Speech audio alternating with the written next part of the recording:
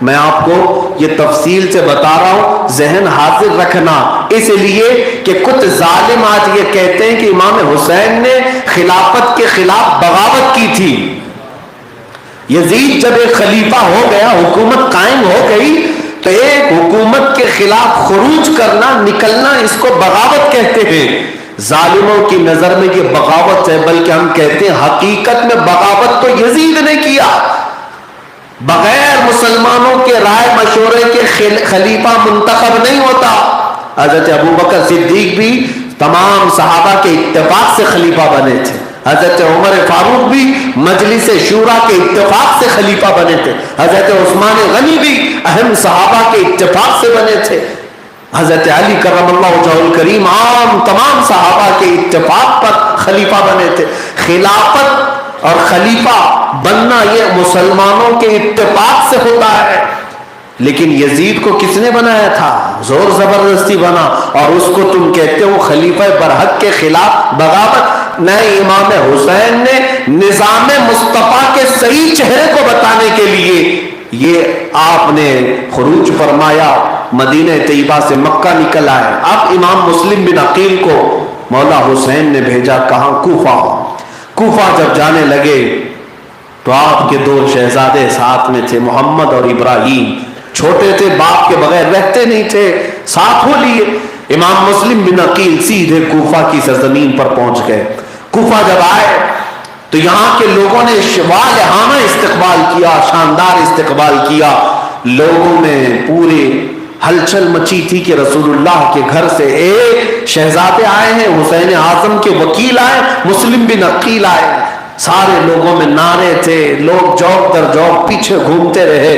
پہلے ہی دن جو بیعت ہوئی اس کی تعداد 18,000 بتائی جاتی ہے کوفہ والوں کی۔ صبح دوپہر شام اس طرح بیعت کا سلسلہ چلتا رہا۔ 18,000 کی تعداد میں اگر لوگ بیعت کریں تو یہ معمولی بات نہیں ہے۔ امام مسلم بن عقیل جس طرف سے گزرتے لوگوں کی بھیڑ ہی بھیڑ تھی، نعرے ہی نعرے تھے، لوگ پلکیں بچھاتے، ادھر دعوت ادھر دعوت، ادھر دعوت ادھر دعوت۔ لیکن یہ دعوت کب عداوت میں بدلی؟ سنو، امام مسلم بن عقیل وہاں کے حالات دیکھتے ہیں اور امام حسین کو خط لکھ دیا، بہت اچھے حالات ہیں، اے شیر خدا کے شہزادے آپ تشریف لائیں، یہ آپ کا حق ہے کوفہ، یہاں کا ہر بچہ آپ کا فدائی ہے، آپ کا منتظر ہے، آپ تشریف لائیں۔ خط لکھ کر کے امام مسلم بن عقیل نے مکہ روانہ کر دیا۔ لیکن یہ کوفہ کا جو ہلچل ہے، یہ کوفہ کی جو سرگرمیاں یزید کو پتہ چلی، یزید کو ڈر لگ گیا کہ اب کرسی ہلنے والی ہے، اس لیے کہ پورا کا پورا کوفہ اہل بیت کی طرف مائل ہو گیا۔ اب اس کے بعد بغداد، بصرہ، ہر شہر نکلتا چلا جائے گا۔ یزید کے پاس بیٹھے ہوئے لوگ مشیر جو تھے ان سے پوچھا کہ کیا کیا جائے، تو وہاں جو ظالم مشیر تھے، یہ مشیروں کا ہمیشہ سے یہی کام رہا ہے، بہت سارے راجاؤں کو، بہت سارے بادشاہوں کو ڈبویا ان کے مشیروں نے، ایڈوائزروں نے۔ اور اس وقت یزید کو مشورہ دینے والے لوگ جو موجود تھے وہ دشمنان اہل بیت، انہوں نے کہا بصرہ کا گورنر عبید اللہ بن زیاد مشہور جلاد، بہت سختی کرتا ہے اور اس کے سامنے کوئی پر مارنے کی بھی جرت نہیں کرتا، ایک کام کرو بصرہ کی گورنری سے اسے ہٹاؤ اور کوفہ کی گورنری دو۔ کوفہ میں جو گورنر تھے وہ حضرت نعمان بن بشیر رضی اللہ عنہ، نہایت ہی نرم دل آدمی تھے۔ جب امام مسلم بن عقیل آئے انہوں نے خود بھی استقبال کیا، بہت شاندار استقبال کیا۔ جب یزید کو پتا چلا تو نعمان بن بشیر کو اس نے معزول کر دیا، ہٹا دیا، اور عبید اللہ بن زیاد، دیکھیں ایک بات ابھی میں نے تقریر کی شروع میں ہی کہا تھا، آج بھی راوی کہتے ہیں عبید اللہ بن زیاد کے بارے میں مشہور تھا کہ وہ زنا سے پیدا ہوا۔ ہاں یہ بات طے ہے، شروع سے دیکھتے آ رہے ہیں۔ اہل بیت اطہار کے خلاف جس کو کھڑا کیا جاتا ہے یہ کوئی نہ کوئی اس کے اندر صفت ہوگی۔ عبید اللہ بن زیاد کو آرڈر آیا کہ فوراً تم جاؤ کوفہ کی گورنری سنبھالو اور یہ جو ہلچل چل رہی ہے کوفہ میں سب کو ختم کر دو۔ وہ آیا، کس راستے سے آئے؟ حجاز کے راستے سے، مدینے سے جو راستہ کوفہ کے لیے آتا ہے وہاں سر پر دوپٹہ ڈالے ہوئے, چھپائے ہوئے حجاب میں. جب کوفہ والوں کو پتا چلا حجاز سے کوئی آ رہا ہے تو سب کے سب امام حسین سمجھ کر کے استقبال کے لیے کھڑے ہو گئے, سب آ گئے. اور اس قافلے میں ہی, یہ جلوس میں ہی دارالامارت تک آیا, کوفہ کے گورنر ہاؤس تک, اور حجاب اپنے سر پر رکھا.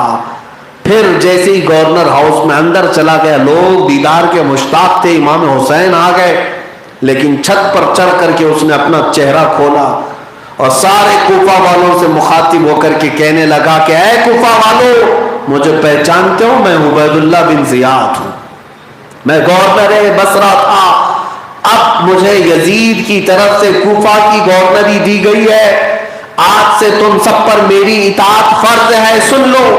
اور جو کوئی میری اطاعت سے انکار کرے گا یا یزید کی خلافت کا انکار کرے گا, اس کا خون میرے لیے حلال ہے, مجھے گردن مارنے کی اجازت ہے. کوفہ والے سہم گئے, ڈر گئے کہ اچانک عبید اللہ بن زیاد کہاں سے آیا, لیکن ابھی اتنا ڈرے نہیں تھے. آیا ہے, دیکھا جائے گا ہوگا کیا. میرے عزیزو, کربلا کی داستانوں میں ہماری زندگیاں چھپی ہوئی ہیں. گورنر جب بیٹھا دوسرے دن, پھر اس نے حالات معلوم کیے. امام مسلم بن عقیل کی محبت بہت عروج پر تھی, لوگ جوق در جوق آج بھی ان کے چاہنے والے تھے. لیکن اب اس نے جو کام کیا وہ کیا کیا, اس نے لوگوں کو بلایا, سرداروں کو بلایا اور انہیں نذرانے بھی دیے, پیسے بھی دیے, کچھ کو اپنی طرف مائل کیا, کچھ کو موت کا خوف دلایا. اب افراتفری ہونے لگ گئی, کوفہ میں آدھے لوگ چھوڑ دیے, آدھے لوگ پھر بھی باقی رہے. اس کے بعد عبید اللہ بن زیاد نے امام مسلم بن عقیل کو تلاش کرنے کے لیے لوگ بھیجے. امام مسلم بن عقیل ایک بزرگ صحابی کے گھر آرام فرماتے, ہانی بن عروہ, جن کی عمر 90 سال کی تھی. ہانی بن عروہ اہل بیت سے محبت کرتے تھے, امام مسلم بن عقیل کو اپنے گھر میں رکھے تھے. اب یہ جاسوسوں کو ہر جگہ لگا چکا تھا کہ ڈھونڈ لاؤ, کہیں پتہ نہیں چل رہا تھا. ایک جاسوس معقل جس کا نام تھا, وہ ہانی بن عروہ کے گھر آیا, کہا میں اہل بیت کا محب ہوں, کچھ نذرانہ ہے میرے پاس, میں دینا چاہتا ہوں, آپ کے گھر میں کوئی ہے؟ تو ہانی بن عروہ نے اہل بیت کی محبت میں اس کو اندر بلا لیا. امام مسلم بن عقیل کو دیکھ کر وہ بڑی تعریفیں کیا, کہا کہ آپ کے قدموں میں ہماری جان ہے, فلاں ہے, فلاں ہے, نذرانہ دیا اور چلا گیا.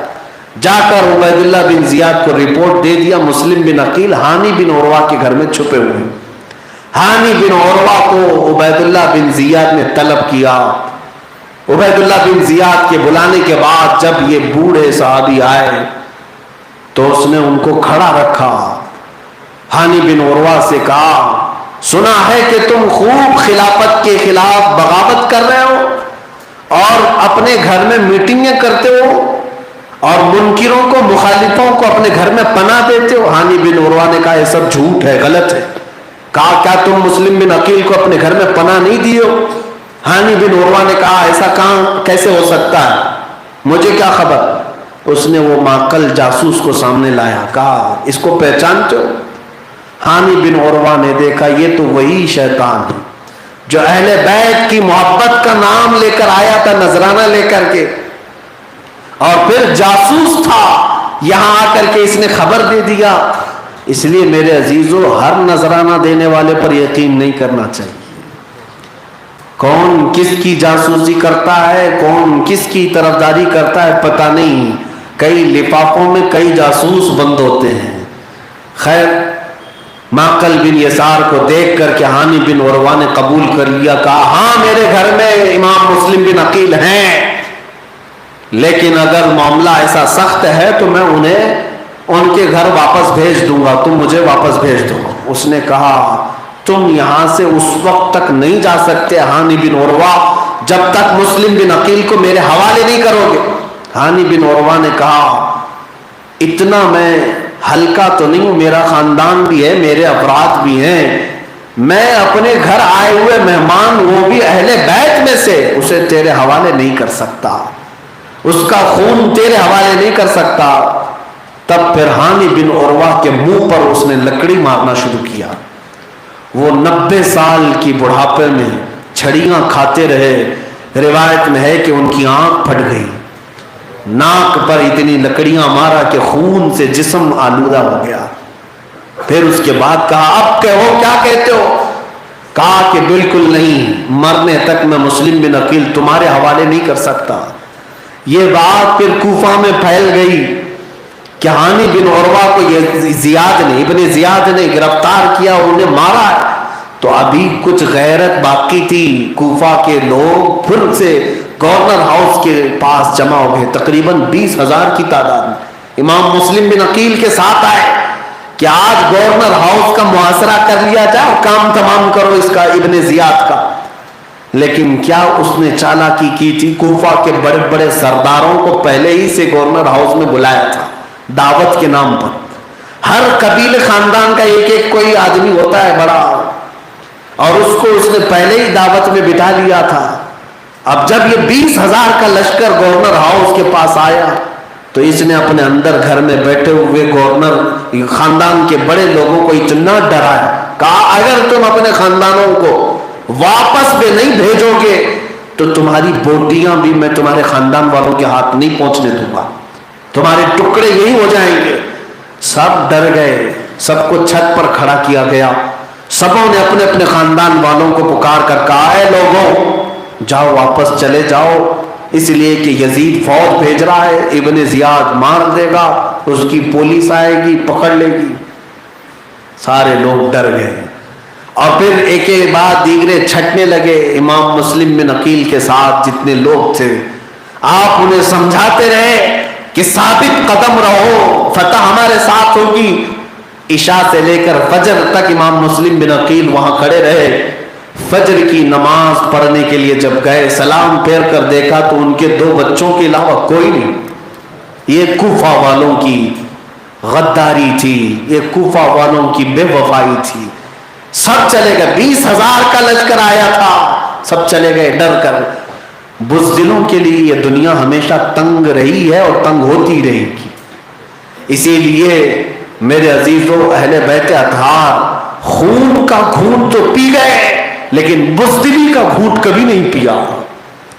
اسی لیے یہ مقولہ کتنا مشہور ہے, سر داد نہ داد دست در دست یزید, سر دے دیا لیکن ہاتھ یزید کے ہاتھ میں نہیں دیا. یہی ہے ایمان کا حصہ. ہانی بن عروہ کو اتنا مارا گیا تھا کہ ان کے خاندان والے دوسرے دن پھر حملہ کیے گورنر ہاؤس کے پاس. بہت بڑا خاندان تھا, سب تلواریں لے کر کے آئے تھے. تو عبید اللہ بن زیاد نے کیا کیا, جو قاضی صاحب تھے, قاضی صاحب کو بلایا اور کہا میں تمہیں ہانی بن عروہ کو دکھاتا ہوں, دیکھو, اور ان کے خاندان والوں سے کہو ہم نے مارا نہیں, ابھی زندہ ہیں. قاضی صاحب نے دیکھا اور ان کے پیچھے بھی تلوار تھی. چھت پر چڑھ کر کے انہوں نے خاندان والوں سے کہا میں گواہی دیتا ہوں ہانی بن عروہ انتقال نہیں کیے, زندہ ہیں, وہ موجود ہیں. خاندان والوں نے جب قاضی شرع سے یہ بات سنی تو سب منتشر ہو گئے, چلے گئے. میرے عزیزوں اب حالات ایسے سخت ہونے کے بعد کوفہ والوں نے دوسرے دن اپنے گھر کے دروازے بند کرنا شروع کر دیا. امام مسلم بن عقیل, یہ غریب کوفہ ان کو کہا جاتا ہے, غریب کوفہ, یہ کوفہ کی سرزمین پر اجنبی بن گئے. دوسرے دن جہاں سے گزرتے لوگ جلدی دروازے بند کر لیتے کہ کہیں یہ مہمان بن گئے تو وبال ہمارے سر پر نہ آ جائے, ہمارے اوپر تلواریں نہ چلیں. امام مسلم بن عقیل اپنے 2 شہزادوں کے ساتھ بھوکے پیاسے پورا دن گزارتے رہے, یہاں تک کہ ایک گوشت والے نے کچا گوشت آپ کو دیا تھا, اس کے علاوہ کوئی چیز آپ کو نہیں ملی. عزیزان گرامی, امام مسلم بن عقیل تھکے ہارے شام کے وقت ایک خاتون بوڑھی عورت تھی, اس کی عمر 80 سال کے قریب ہے, وہ اپنے گھر کے باہر بیٹھی تھی. اس نے دیکھا امام مسلم بن عقیل کو, فوراً کھڑی ہو گئی اور اپنے گھر میں دعوت دیا, کہا آپ میرے گھر کے مہمان بن جائیں. امام مسلم بن عقیل نے کہا میں اگر مہمان بن جاؤں گا تو تیرے گھر پر آفت آ جائے گی، اس کی طرف سے ابن زیاد کی طرف سے سختیاں ہوں گی۔ اس خاتون نے کہا اللہ تبارک و تعالیٰ کا میں اس بات پر شکر ادا کروں گی کہ فاطمہ زہرا کے خاندان والے کی ضیافت کرتے کرتے اگر میری روح نکل جائے تو شہادت سے کم تو نہیں ہوگی، آپ تشریف لائیں میرے گھر پر۔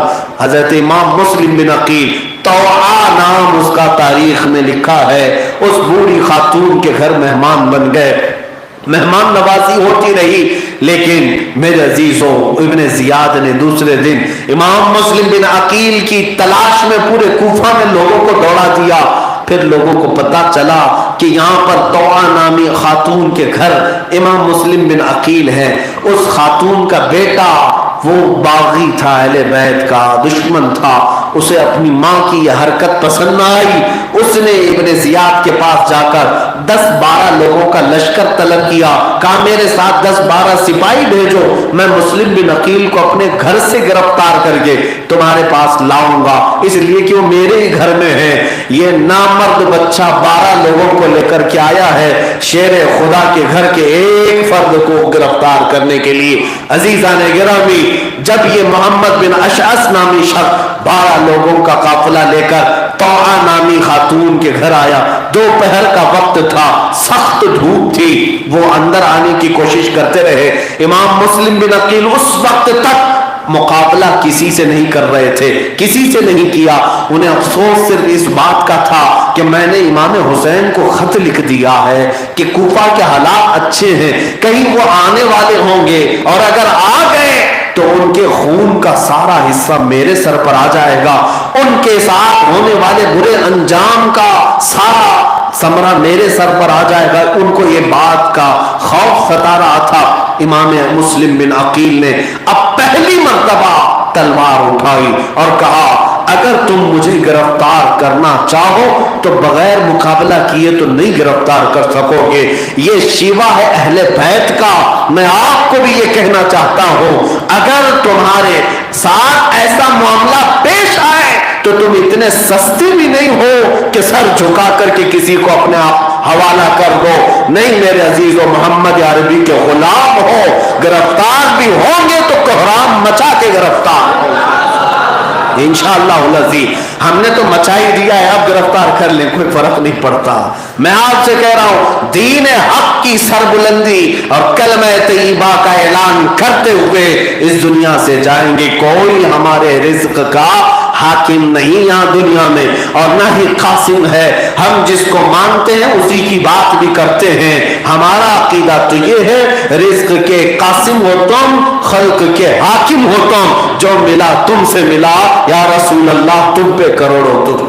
ہم ان کی بات کرتے ہیں، ہمیں ان کی بات سے خوف نہیں لگتا۔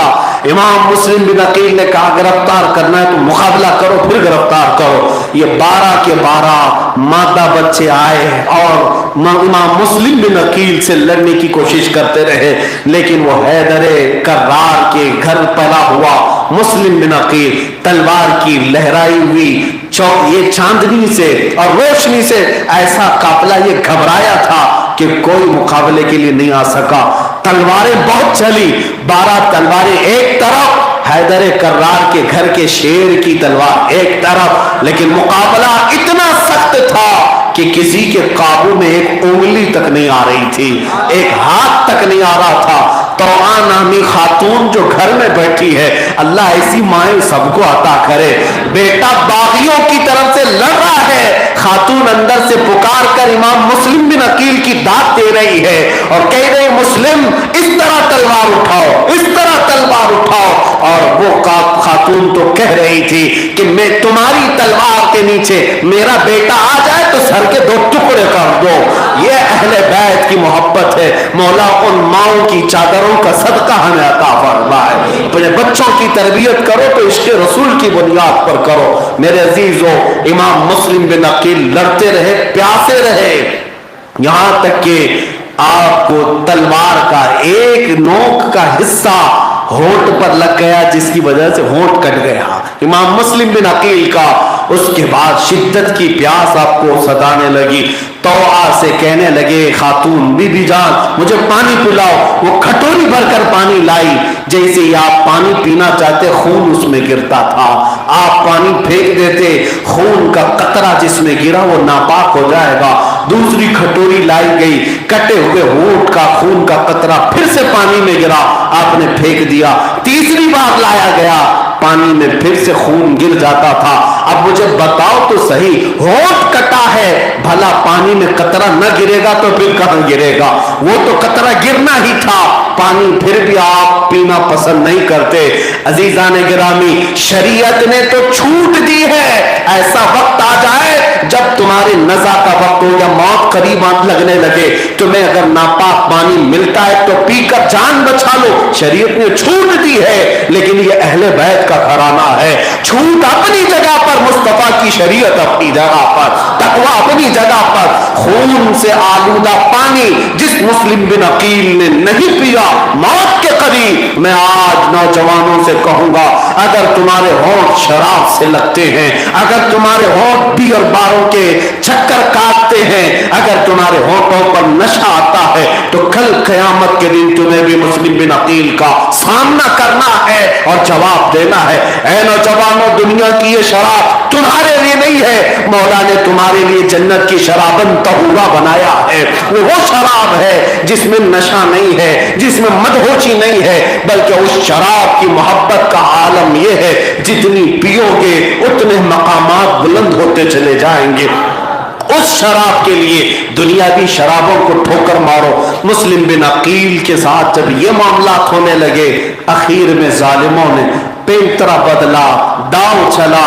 जो हाजमीन तमाम हरबों के तरीकों को अपनाते हैं जालिम और बातिल जमातें, कहा मुस्लिम हम तुम्हारे से सुलह करेंगे, जंग नहीं करेंगे, सुलह करेंगे। सुलह में बहुत सारे भेद छुपे होते हैं, सुलह करेंगे। बात यह है कि तुम भी तलवार रखोगे, हम भी तलवार रखेंगे। बात इतनी है कि चलेंगे इब्ने जियाद के पास, हम तुम्हारी जान की अमान देते हैं, तुम्हें मारा नहीं जाएगा, कत्ल नहीं किया जाएगा, बात करना है तुम्हारे साथ। मुस्लिम बिन अकील से कहा गया, इब्ने जियाद से तुम बातचीत कर लो, बातचीत में इत्तेफाक हो जाए, तुम्हें जहां जाना है चले जाओ। इमाम मुस्लिम बिन अकील ने सुलह के इस रास्ते को पसंद फरमाया। उसके बाद फिर आपने तलवार छोड़ दी। ये 12 लोग दिखाने के लिए तलवार छोड़ते, इमाम मुस्लिम बिन अकील जैसे ही उनके पास आए, सबों ने पकड़ा और अपनी गाड़ी में जो उस वक्त घोड़े की थी बिठाया और पीछे की तरफ हाथ और पैर बांधना शुरू किया। इमाम मुस्लिम बिन अकील ने कहा, ये पहला धोखा है तुम्हारी तरफ से, यहां से तुमने गद्दारियां शुरू की। हाथ बांधा और सीधे गवर्नर हाउस पर ले आए। इमाम मुस्लिम बिन अकील जब गवर्नर हाउस पर आए, इब्ने जियाद ने देखते ही गालियां शुरू कर दी, नाउज़ बिल्लाह। अहले बैत को गालियां दी, इमाम मुस्लिम बिन अकील की तौहीन किया, कहा झूठों के बेटे झूठे यहां पर आ गए, नाउज़ बिल्लाह। उस वक्त मस्जिद में एक बूढ़े सहाबी नाबीना थे, उन्होंने उठ करके अलल ऐलान कहा, मैं गवाही देता हूं ये जो रसूलुल्लाह के घर का शहजादा है ये सच्चा है और सच्ची माँ और सच्चे बाप का बेटा है, और ये भी गवाही देता हूं कि आज तख्त पर जो बैठा है उसकी माँ जानिया थी, उसका बाप जानी था, और वो जिना की औलाद है। बड़े मजमे में ऐलान करना, इसी को मेरे आका ने फरमाया, जालिमों के सामने हक बात का ऐलान करना सबसे अफजल जिहाद, सबसे अफजल जिहाद है। उस सहाबी का उसने उसी मस्जिद में कत्ल किया। डिक्टेटर लोगों को कभी अपनी बुराई पसंद नहीं, फौरन मार देते हैं। उसके बाद इमाम मुस्लिम बिन अकील से मुकालमा हुआ, कई बातें हुई, लंबी बातें हुई। इमाम मुस्लिम बिन अकील को आखिर में उसने जुल्मन इतनी सख्त अजियतें दी कि जल्लाद के करीब लाया गया, हाथ उनके बांधे गए और उनके जिस्म पर कोड़े मारे गए। और उसके बाद इसी पर बस नहीं किया गया, सारे मजमे के सामने इमाम मुस्लिम बिन अकील के सर मुबारक को गर्दन से अलग कर दिया गया। अहले बैत की ये पहली शहादत है, दास्ताने करबला की ये पहली शहादत है इमाम मुस्लिम बिन अकील की।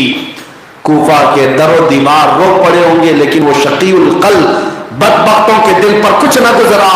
اس کے بعد امام مسلم بن عقیل کے دھڑ کو سیڑھیوں سے نیچے دھکیل دیا گیا، جسم کو چکنا چور کیا گیا۔ امام مسلم بن عقیل کے سر کو دکھانے کے لیے گورنر ہاؤس کے باہر لٹکایا گیا، کوفہ والے ڈر جائیں۔ یہ ہیبت تاریخی، یہ موب لنچنگ اسی کو تو کہتے ہیں۔ مارو، ویڈیو بناؤ، پھیلاؤ تاکہ ہیبت تاری ہو جائے، لوگوں میں دہشت تاری ہو جائے۔ یہ حقیقی دہشت گرد ہیں۔ یہ کام تو کوفہ والے بھی کر رہے تھے۔ جس کے پاس طاقت تھی، جس کے پاس تخت تھا، جس کے پاس حکومت تھی، اہل حق کو مارا اور ان کے سروں کو لٹکا کر کے شاہراہ عام پر نظارہ کروایا لوگوں کے سامنے کہ لوگ دیکھیں اور ڈر جائیں، ہمارا ایسا انجام نہ ہونے پائے۔ لیکن ایک بات میں ضرور کہوں گا ہے میرے عزیزوں، ان ظالموں کو اگر لگتا ہے کہ کسی کے ٹکڑے کر کے ایمان چھین لیں گے تو ایسا نہیں، منافق ڈریں گے، ایمان والے کبھی نہیں ڈریں گے۔ ایمان والوں کے لیے یہ چیزیں خوف نہیں طاری کرتی، اس لیے کہ ایمان جس کے دل میں ہوگا وہ الحمدللہ ہر رات شہادت کی تمنا کر کے سوتا ہے۔ مولا تو اپنی راہ میں ہمیں شہادت عطا فرما۔ امام مسلم بن عقیل کے قتل کے بعد کوفہ میں سناٹا طاری ہو گیا۔ وہ خاتون رات کو آئی توعہ نام کی، جس کو امام مسلم بن عقیل جس کے گھر میں پناہ لیے تھے، وہ حجاب میں برقعے میں آئی اور گورنر ہاؤس کے پاس آ کر کھڑی ہو گئی، کہا ابن زیاد کہاں ہے؟ ابن زیاد نیچے آیا تو خاتون کہنے لگی، سنا ہے مرجانہ کا بیٹا، زانیہ کا بیٹا اور زانی کا بیٹا یہاں پر حکومت کرنے کے لیے آیا ہے، اور میں نے سنا کہ جھوٹوں کا بادشاہ یہاں پر آیا ہے اور ظلم کی داستان لکھنا چاہتا ہے۔ ابن زیاد غصے میں آیا اور پوچھا کہ خاتون تم ہو کون؟ خاتون نے بغیر کسی خوف کے کہا، میں وہی خاتون ہوں جس کے گھر سے مسلم بن عقیل کو آج تم لائے تھے، میرا نام طوعہ ہے۔ اتنا سنتے ہی اس نے پورا خنجر حضرت طوعہ پر مارا اور اس بوڑھی خاتون کو راستے پر کھڑے ہی شہید کر دیا۔ یہ ظالموں کی جو داستانیں آپ سنتے ہیں، مجھے بتاؤ ان میں سے کون باقی رہا؟ ابن زیاد نے اتنے قتل کیے، لیکن آج بھی اس کا نام لیا جاتا ہے تو ہر مسلمان لعنت بھیجتا ہے۔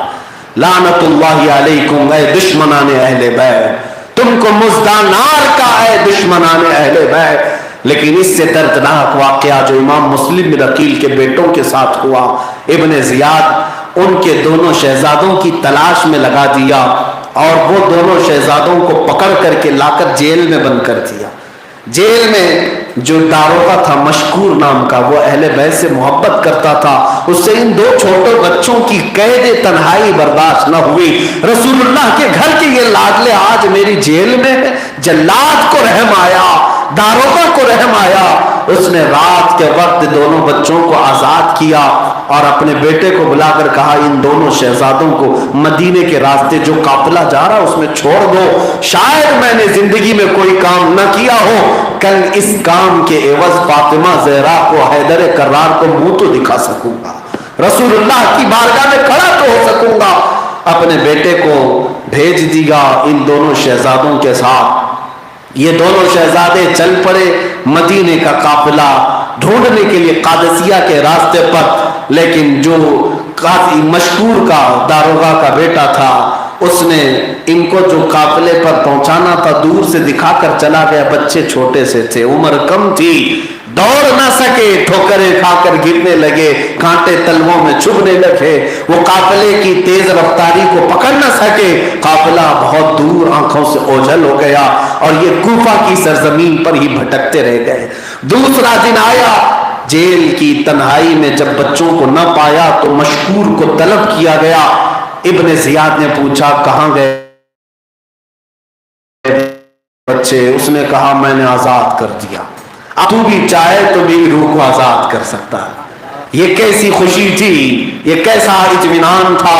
ابن زیاد کو اتنا غصہ آیا کہ مشکور کو اس نے قتل کیا، لیکن میں نے داستانوں میں پڑھا کہ وہ مشکور پہلا شخص تھا جس کی شہادت کے بعد سر کٹنے کے بعد بھی چہرے مبارک پر سے ہنسی کے لب کھلے ہوئے تھے، مسکراہٹ میں دنیا سے گیا تھا، اس لیے کہ اپنے کام پر اطمینان جسے ہے دنیا سے جانے کا ڈر بھی اسے نہیں ہوگا۔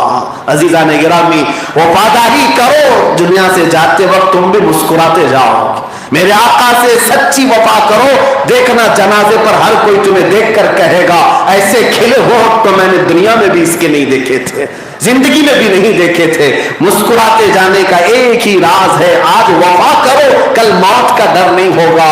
اس لیے کہ ہم تو یہ کہتے ہیں قبر میں جانے کے وقت ڈر اسے ہونا چاہیے جسے کوڑے کھانے کا خوف ہو، یہاں چوری چماری کر کے، لوٹ مار کر کے، گستاخیاں کر کے جا رہا ہو، ڈر تو ہوگا ہی کہ جہنم کے دروازے نہ کھلیں، لیکن سچی وفا میرے آقا سے کیا ہوگا تو اس شان سے جائے گا، اب تو پائے ناز سے فرشتے کیوں اٹھوں۔ ہاں، قبر میں جا کر کے گر فرشتے مجھ کو قبر میں اٹھائیں تو پھر میں ان سے یوں کہوں اب تو پائے ناز سے اے فرشتوں کیوں اٹھو، مر کے پہنچا ہوں یہاں اس دل ربا کے واسطے۔ ہاں، نبی کے لیے جو جا رہا ہے مرا ہے وہ خوف سے نہیں جائے گا، غم سے نہیں جائے گا، وہ مشکور کا صدقہ اللہ ہمیں عطا فرمائے۔ وفا کیا ہو تو مسکراتے ہوئے جائیں گے۔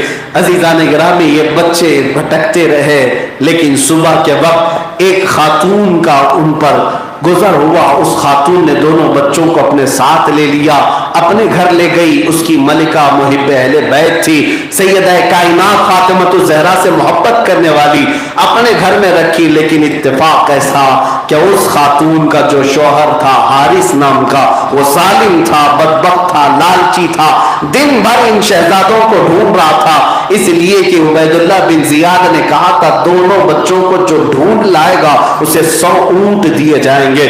سرخ اونٹوں کی لالچ دی گئی تھی، اس لالچ میں وہ در در کی ٹھوکریں کھا رہا تھا، لیکن یہ شہزادے اسی کے گھر میں آرام کر رہے تھے۔ خاتون وفادار اہل بیت ہے اور شوہر نمرود اور فرعون کے نقش قدم پر چل رہا ہے۔ ایسے بہت سارے گھروں میں اتفاق ہوتا رہا ہے۔ اس خاتون نے بچوں کی بہت اچھی نگرانی کی، اچھا کھلایا، اچھا نہلایا، اچھے بستر پر سلایا۔ اب جب رات کو وہ شخص حارث آیا گھر پر، رات کو سوئے ہوئے تھے، لیکن اتفاق ایسا کہ دونوں شہزادے خواب میں دیکھتے ہیں۔ خواب میں دیکھا میرے آقا صلی اللہ علیہ وسلم کو، اللہ کے نبی کو خواب میں ان بچوں نے دیکھا۔ صحابہ بھی ہیں، صدیق اکبر، فاروق اعظم، صحابہ کی انجمن ہے، میرے آقا کھڑے ہیں اور حضرت امام مسلم بن عقیل حضور کے پاس تشریف لا رہے ہیں، جبہ خون میں لت پت ہے، میرے آقا اپنے باہوں کو پھیلائے امام مسلم بن عقیل کا استقبال کر رہے ہیں، آ جاؤ مسلم، ہم تمہارے انتظار میں ہیں، اور حضور کے ہاتھ میں پانی کی کٹوری ہے، میرے آقا امام مسلم بن عقیل کو پانی پلانے کے لیے کھڑے ہیں۔ یہ بچے خواب میں دیکھ رہے ہیں، لیکن ساتھ میں میرے آقا نے اتنا ہی کہا، مسلم اکیلے آ گئے، بچوں کو کس کے حوالے کرائے؟ اتنا کہتے امام مسلم بن عقیل نے کہا، آقا میرے پیچھے پیچھے آنے والے ہیں، میرے پیچھے پیچھے آنے والے اپنے باپ کو یہ بچے کئی دنوں کے بعد دیکھتے ہیں۔ سوچ سکتے ہو، تصور میں لا سکتے ہو، جس 8 سال 10 سال یا 12 سال کی عمر کے بچوں کے سامنے ان کے باپ کا سر دھڑ سے الگ کیا جائے اور گورنر ہاؤس پر لٹکایا جائے اور ہر گھر کا دروازہ ان کے لیے بند کر دیا جائے۔ یہ شام غریباں نہیں ہے تو اور کیا ہے، یہ غریبان کوفہ نہیں ہے تو اور کیا ہے۔ ایسی غریبی، ایسی اجنبیت کبھی نہیں آئی اہل بیت پر۔ ان شہزادوں کو دکھ ہوا اپنے باپ کو خواب میں دیکھ کر، اٹھ گئے، دونوں اٹھ گئے۔ دونوں نے پوچھا تم کیوں رو رہے ہو، تم کیوں رو رہے ہو؟ دونوں نے ہو بہو ایک ہی طرح کا خواب دیکھا تھا، خواب بتائے، وہ لپٹ کر رونے لگے۔ ان کے رونے کی آوازیں جب بلند ہوئی تو اس حارث نامی بدبخت کے کانوں میں آئی، اٹھ کر پوچھا ہماری تو کوئی اولاد نہیں، یہ بچے کیوں رو رہے، کون ہے، کہاں کے ہیں؟ خاتون نے کہا سو جاؤ، بغل کے پڑوس کے ہوں گے، لیکن اسے شک ہوا، وہ اٹھ کر آوازوں کی طرف آیا تو اپنے ہی گھر کے ایک کمرے کے اندر بستر پر 2 بچوں کو لپٹ کر روتے ہوئے دیکھا۔ وہ اندر آیا اور ان کے بالوں کو پکڑ کر کے اٹھایا اور کہا تم کون ہو؟ दोनों बच्चे कभी आज तक झूठ न बोले थे। कहा हम मुस्लिम बिन अकील के शहजादे हैं, हम मुस्लिम बिन अकील के बेटे हैं। जैसे ही दोनों ने ये कहा, उस जालिम ने दोनों के रुखसारों पर तमाचे मारना शुरू किया, दोनों के गालों पर तमाचे लगाना शुरू किया और कहा तुम मेरे घर में पनाह लिए हो, दिन भर में तुम्हारी तलाश में सरगर्दा था, ठोकरें खा रहा था, तुम मेरे घर पर छुपे हुए हो। आओ अब मैं तुम्हारा काम तमाम करता हूं और फिर मैं इनाम लेने के लिए इब्ने जियाद के पास दारुल इमारत में जाता हूं। बच्चों ने अब जाकर महसूस किया कि ये जालिम है, ये बदबख्त है। पहले तो उन्होंने ये समझा था कि अहले बैत का चाहने वाला घराना है, लेकिन अब उन्हें अंदाजा हुआ वो बीबी, वो खातून जो बच्चों को लाई थी, वो लिपट गई, अपने शोहर के कदमों में गिर गई। कहा मेरे शरीक हया, मेरे सरदार, मैं अपनी जान लुटा दूंगी, इन बच्चों को माफ कर दे, छोड़ दे, इनका क्या कसूर है। आज तू अपने घर में इनको रखेगा, कल जहरा से तुझे जन्नत मिलेगी, इनके बापा हसन और हुसैन से तुझे जन्नत मिलेगी, रसूलुल्लाह के सामने तू सुरखरू होगा। लेकिन जिसके दिल पर दुनिया की लालच घर कर जाती है, उसे दीन की कोई नसीहत काम भी नहीं करती है। वो अपनी बीवी को धक्के मारता हुआ, लात मारता हुआ अलग कर गया, यहां तक कि वो फिर लिपट गई, बच्चों के दरमियान आ जाती थी। इस बात पर जालिम शोहर ने उस खातून को इतना मारा था मुक्कों से कि उसकी नाक फट गई थी, चेहरा खून से जर्द हो गया, लाल हो गया। मेरे अजीजों, खातून जब बेबस हो गए, इन दोनों बच्चों को वो खींचता हुआ बालों से दरियाए फुरात तक ले गया, अपनी चमकती हुई तलवार लेकर के। इन बच्चों का काम तमाम करने का इरादा था। छोटे से बच्चे थे, नन्हे से बच्चे थे।